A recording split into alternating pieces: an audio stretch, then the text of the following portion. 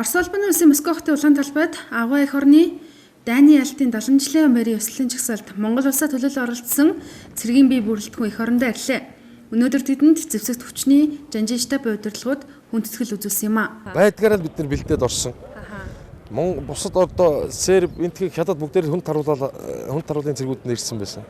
Тэнд дотор Монгол улсын одоо залуучууд бол аливаа нэг үйл ажиллагаа буюу бусад үйл ажиллагаануудад үнэхээр идэвхтэй оролцож манлайлж байсан л гэж ойлгож байна. Монгол улсын зэвсэгт хүчин хэлийн цэргийн офицер, ахлагч, хугацаад цэргийн албан хаагчдаас бүрдсэн салбарт нийт 45 офицер, 25 ахлагч, 5 хугацаа цэргийн албан хаагч багтсан бөгөөд захирагчаар зэвсэгт хүчний 032 дугаар ангийн захирагч Хурандаа Батболд, Салааны захирагчаар зэвсэгт хүчний жанжин штабын ахлах мэргэжилтэн Хаширдэн, зэвсэгт хүчний 311 дугаар ангийн ард талын орлогч Хошуучаар Батсүрэн, Тугчаар зэвсэгт хүчний 32 дугаар ангийн Салааны захирагч ахлах дэсэгч Баярзогт, Тугийн хамгаалагчаар зэвсэгт хүчний 167 дугаар ангийн батальоны захирагч Төгсөрдөн, 350 дугаар ангийн роты ажиллагааны офицер, тэслэгч Алтан Дэлгүүр нар ахалсан юм а. Энэхүү цэргийн бие бүрэлдэхүүн 45 хоногоо занд жагсаалын бэлтгэл хийсэн. Агуу ялтын 70 жилийн параданд Монгол цэрэг одоо анх удаа тий энэ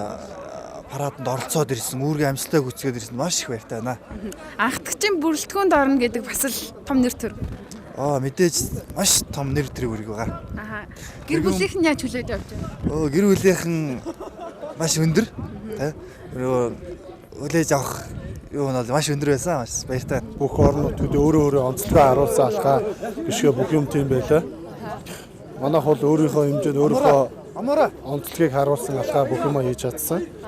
Итгэл дүүр алхаад ирсэн. Бусад улс орнууд ялтын байрын ёслолын жагсаалт ихэвчлэн хүндэт харуулын ангийнхаа бие бүрэлдэхүүнийг оролцуулсан байлаа. Харин манай улсын хувьд зэвсэгт хүчний анги ангийн төлөөлөл оролцсноор онцлог байсан юм а. Түүхэн үйл явдалд оролцсон дээрх жагсаалын бие бүрэлдэхүүн энэ сарын 23-ны өдөр эх орныхоо төв талбайд жагснаа.